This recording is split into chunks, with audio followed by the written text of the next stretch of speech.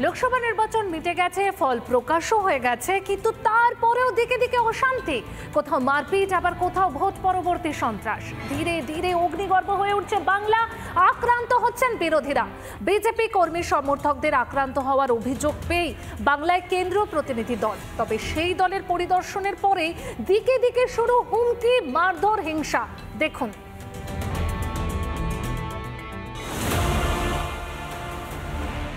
Vote পরবর্তী হিংসায় জেলায় জেলায় আক্রান্ত বিরোধীরা।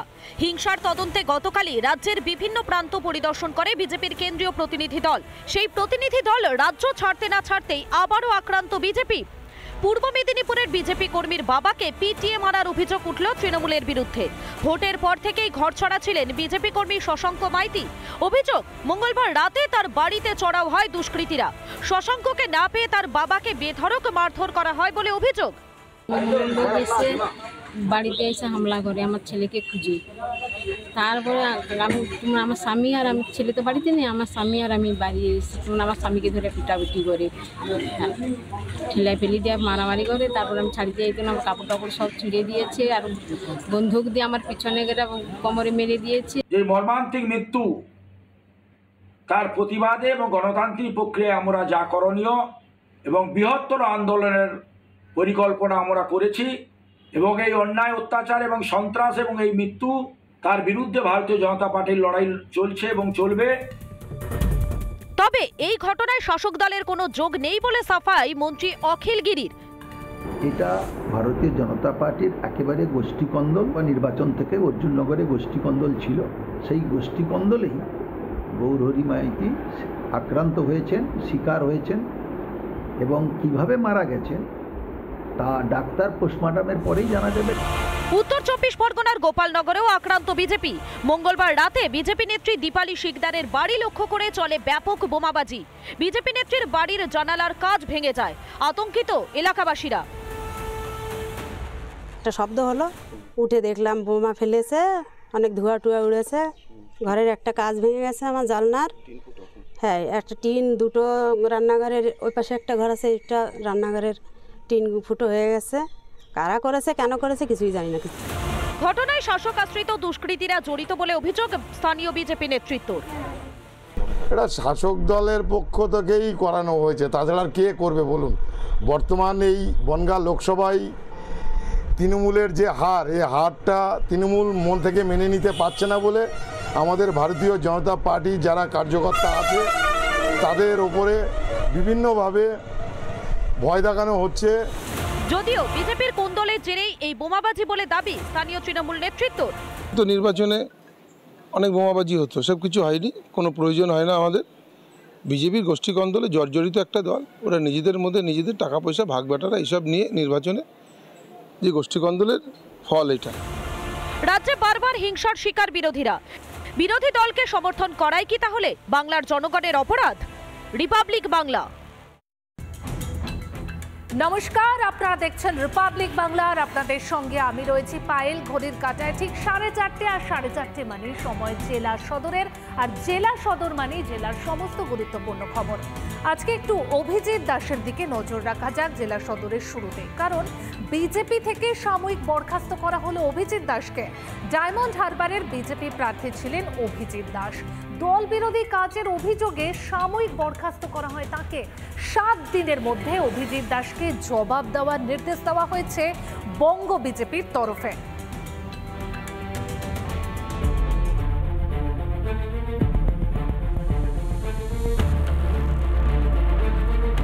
বিজেপি কর্মীদের ওপর ভোট পরবর্তী হিংসার পরিস্থিতি খতিয়ে দেখতে রাজ্যের বিভিন্ন প্রান্তে মঙ্গলবার ঘুরেছে বিজেপির কেন্দ্রীয় প্রতিনিধি দল। বিজেপির কেন্দ্রীয় প্রতিনিধি দল গিয়েছিল দক্ষিণ 24 পরগনাতেও।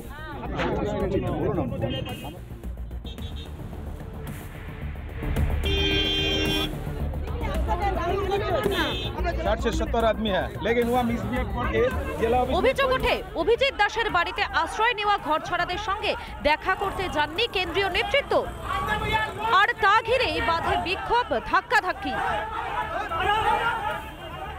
অভিযোগ, অভিজিৎ দাসের বাড়িতে থাকা বিজেপি কর্মী সমর্থকেরা কেন্দ্রীয় প্রতিনিধি দলের গাড়ির সামনে বিক্ষোভ দেখাতে থাকে, যা ঘিরে ধুন্ধুমার বাঁধে।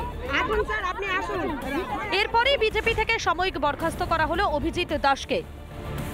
অভিজিৎ দাসকে শোকজ করেছে বঙ্গ বিজেপি। আমরা শোকজ লেটার অলরেডি ইস্যু করে দিয়েছি। এই ঘটনার পেছনে যারা আছে তাদের যে মূল মাথা তাদেরকে শোকজ লেটার করা হয়েছে, প্রয়োজনে সাসপেন্ড করা হবে। কে অভিজিৎ দাস বাবু? আপনারা জানতে পারবেন, মিডিয়া, সোশ্যাল মিডিয়াতে সবই জানতে পারবেন। আমরা একটা দেখেছি যে অভিজিৎ দাস বাবুকে মানে আপাতত সাসপেন্ড করা হয়েছে। হ্যাঁ, একদম ঠিক। পার্টির নির্দিষ্ট যে ডেকোরাম সেটা মানার না জন্য, ডিসিপ্লিন না মানার জন্য এটা করা হয়েছে। যদিও তিনি কিছুই জানেন না বলে দাবি করেছেন অভিজিৎ দাস। সাময়িক বরখাস্ত করা হয়েছে কে বলেছে? আমার কাছে তো এই ধরনের কোনো চিঠি এখনও আসেনি। আমি হার্ড কপিও পাইনি, আমি ইমেলও পাইনি। কেন দেবো না উত্তর? আমি তো একটা ডিসিপ্লিন কার্যকর্তা, আমি তো আর রিক্সাওয়ালা ভ্যানওয়ালা নই। দেখুন কী অভিযোগ করা হচ্ছে আমি তো দেখিনি। আর প্রথম কথা হচ্ছে কালকে যে কেন্দ্রীয় টিম গিয়েছিল, যারা ভিকটিমস তাদের সঙ্গেই ওনাদের দেখা করার কথা ছিল তারাই গেছে। আমি তো দাঁতের ডাক্তারের কাছে গেছি, আমার আর্টসিটি চলছে দাঁতে। আপনারা মিডিয়া বিক্ষোভ দেখার জন্য কোথায় বিক্ষোভ হয়েছে, কোথায় গাড়ি ভাঙচুর হয়েছে বা কোথায় গাড়ি আটকানো হয়েছে। তা একটা ঘরছাড়া কর্মী যারা, তাদের কি অপরাধ নাকি যে কাউকে কোনো তাদের নেতৃত্বকে বলা যে না আসুন একটু আমাদের সঙ্গে দেখা করার জন্য? এটা তো কোনো অপরাধের পর্যায়ে পড়ে না। তারা তো আজকে 16 দিন ধরে আমার কাছে পড়ে রয়েছে। সব মিলিয়ে লোকসভা ভোটের এই ফলাফলের পর বিজেপির অন্দরেই জোর তরজা। রাজু মুখার্জির রিপোর্ট, রিপাবলিক বাংলা। ব্রেকিং নিউজের দিকে নজর রাখতে হচ্ছে। জমি বিবাদের জেরে রণক্ষেত্র কান্দি, মুর্শিদাবাদের কান্দি ব্লক অফিস চত্বরে সংঘর্ষ। শুনানি চলাকালীনই সংঘর্ষ, দুপক্ষের বাঁশ ও কাঠ দিয়ে মারধর করার অভিযোগ। সংঘর্ষে জখম হয়েছেন 3 জন, 6 জনকে আটক করেছে পুলিশ।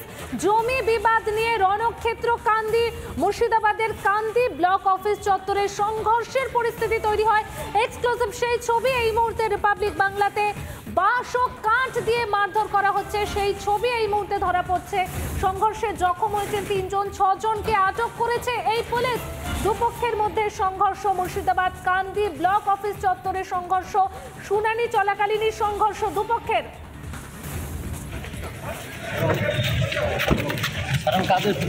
তাকে ওখান থেকে তাড়া করছিল।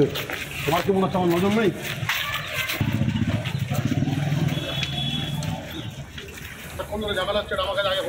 আমি এসে আপনাকে ফোন লাগালাম। দেওয়া হচ্ছে আপনাদের জায়গা নেই, মানে ওটা হচ্ছে আমার ছোটো ভাই। তো উনি ওর স্ত্রী মানে নানি কিন্তু ভালোবেসে যাই হোক লিখে দেয়। লিখে দেওয়ার পরে আজকে হিয়ারিং ছিল, সে হিয়ারিংয়ে কিন্তু আমার ছোটো ভাই আসে। আসার পরে কিন্তু ঘরে এসে আটকে দেয় এবং গলাতে ধরে জবরদস্ত করে থেকে নামিয়ে নিয়েছে, কিন্তু মারধর করে। মারধর করার পরে আমার ভাই ফোন করে আমাদেরকে যে ভাই তাড়াতাড়ি এসব একটা হিয়ারিং ছিল, সেটাতে ওই হিয়ারিংটা করতে দিয়েছে না, আমাকে মানে চরম মারধর করছে। তার জন্য আমরা আসা, আমরা এলাম, আমাদেরকেও মারলে। কারা মারলো? কারা? মানে এটা কোন গ্রামের লোক।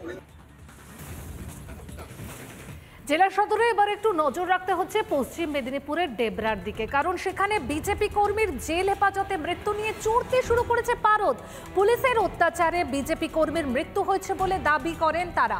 ঘটনায় সিবিআই তদন্তের দাবি জানিয়েছেন মৃতের পরিবার।